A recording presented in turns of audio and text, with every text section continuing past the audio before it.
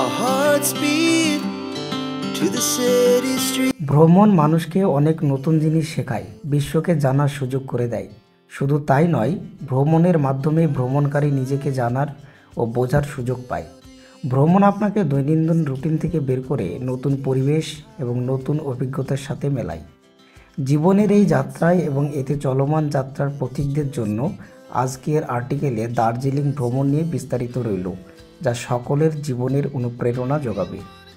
সঙ্গে থাকছে দার্জিলিংয়ে মাথাপিছু 100 টাকা দিয়ে কোন হোটেলে থাকতে পারবেন। খুব কম খরচে দার্জিলিং ভ্রমণ করতে চাইলে ভিডিওটা সম্পূর্ণ প্রথম থেকে দেখতে থাকুন।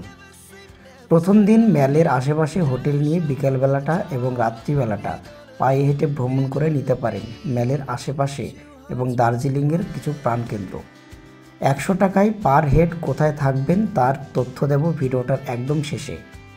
রাত্রি কাটানোর পরে সকাল সকাল বেরিয়ে পড়লেন দর্শনীয় স্থানগুলো উপভোগ করার জন্য।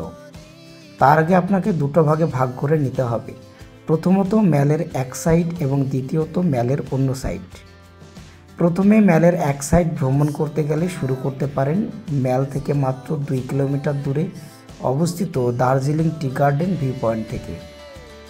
দার্জিলিং চৌরাস্তা থেকে গাড়ি পেয়ে যাবেন, যেটা অত্যন্ত কম খরচে আপনারা শেয়ার গাড়িতে যেতে পারবেন।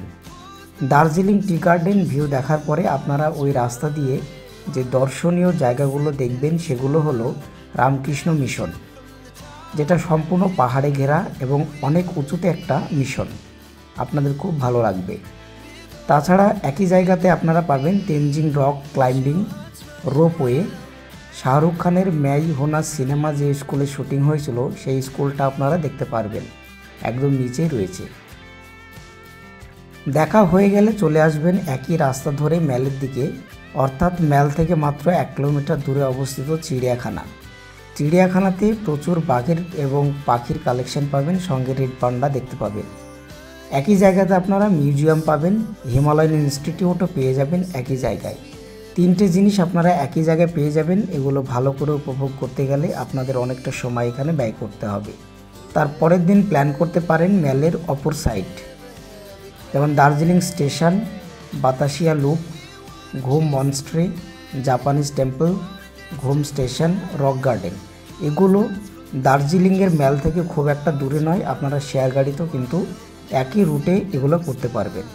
এগুলো কমপ্লিট করে ঘুম স্টেশনের কাছ থেকে শেয়ার গাড়ি করে মাত্র 75 টাকা ভাড়া দিয়ে চলে যেতে পারবেন লেপচা জগৎ। সেখানে এক রাত কাটালে লেপচা জগতের অপূর্ব দৃশ্য আপনি উপভোগ করতে পারবেন।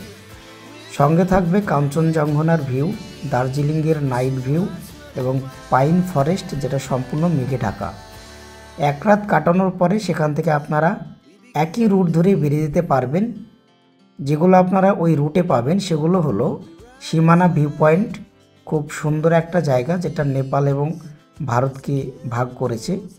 তারপরে কিছুটা এগিয়ে গেলে আপনারা পাবেন নেপালের পশুপতি মার্কেট, অর্থাৎ আপনাদের এখানে একটা ইন্টারন্যাশনাল ট্যুর হয়ে যাবে, নেপাল ভ্রমণও হয়ে যাবে।